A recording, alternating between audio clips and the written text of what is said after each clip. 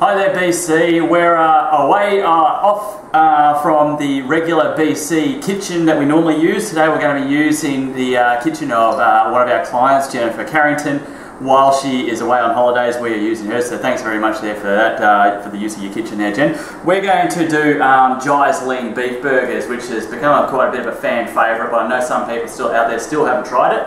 And it's a fairly easy one to do, great for doing on barbecues. And has a really nice robust flavour, and yet can still be used for anyone that's on the fat loss course, who's on metabolic precision, all the way up through. I'm pretty sure that can write them into the diets right out till about a couple of weeks out. So it's a very, very good 1 to 2 star recipe. So for this, I'm going to do a big bulk batch because Renata and Stodge and my mum, as well as Ingrid and myself, are going to be eating from this. So in a bowl, I've got 1.5 kilos of the 5-star lean mince. And you'll notice there's a bit of chopped up onion because I decided to change what I was doing here. I wasn't going to film it, now I decided I was going to film it.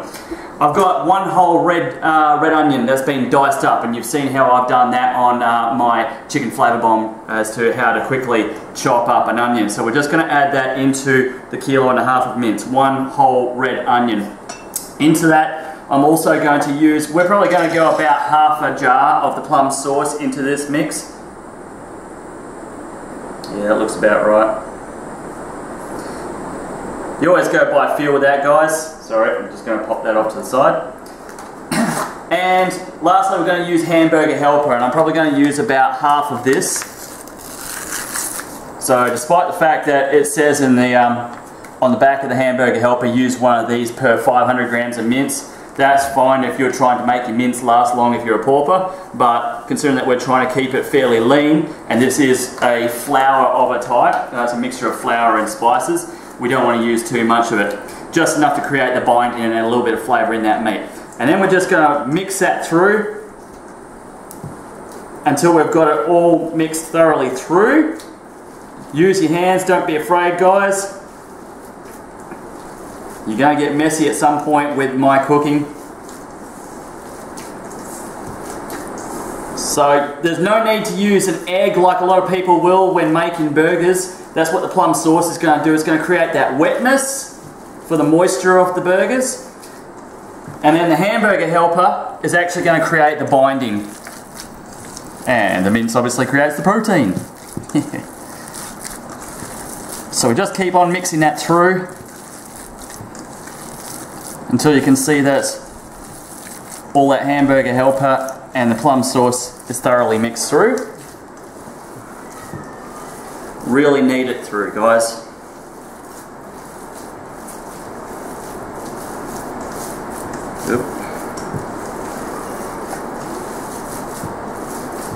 If you hear any wailing noises, that's KC, Jen's cat. He thinks he's going to get some of this mince. Buckley's chance. And then all we're going to do, once that's mixed through, is shape them into your hamburger sizes. Now, I tend to go for something around about the 70 to 80 gram mark, which is about the size of your hands capped together. Some men's hands are bigger than others. We all know that joke. Men with big hands require big gloves. Roll them until they're nice and well shaped. Give them a little bit of a press. And we're just going to make that whole mixture into these. So we'll come back once I've finished doing that.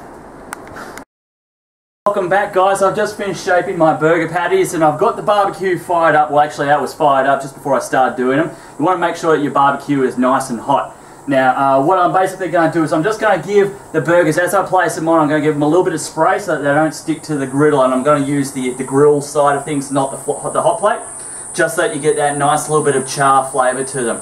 And obviously with the plum sauce having a bit of sugar in it, over that heat, that's going to caramelise and create a nice sort of a jammy sort of flavour. So obviously being careful not to be too close to the flames when you do that. You don't want to set yourself on fire. So barbecue should be hot enough that you hear that nice sizzle as you're placing the burgers down. Thanks, Ing.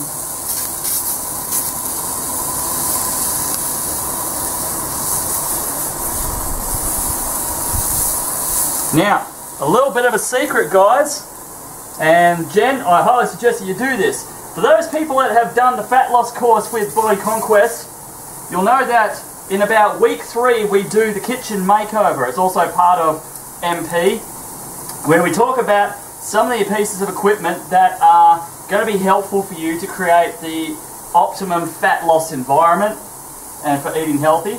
And one of the big things that we talk about is the barbecue. A barbecue with a big range hood is handier than something like this that just has the flat cover over it. And I'll tell you why, guys. When you're cooking thick things like burgers or thick steaks, what you want to be able to do is drop the hood over as it's cooking so it creates a nice even cooking texture, okay, and cooks all the way through, rather than having something that's going to sometimes be charred on the outside and red raw on the inside. You're going to have burgers that are cooked all the way through and maintain their moisture because they're not going to be dried out, because it's going to be closed in, much same as like what you would have with a fan forced oven. Whereas here I'm going to have to probably rotate them a few times to make sure they don't burn too much. So once I've got this sorted, guys, I'll show you the finished product and we'll take it from there.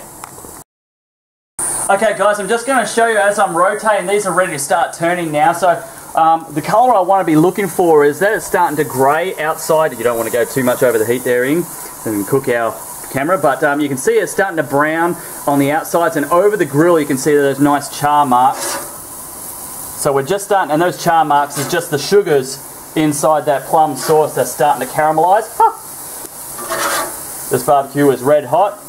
It is a good quality barbecue, Jen. Don't get me wrong about the lack of the hood. So we're just going to keep flipping those. Might actually only have to rotate them once. These look like they're cooking fairly evenly through.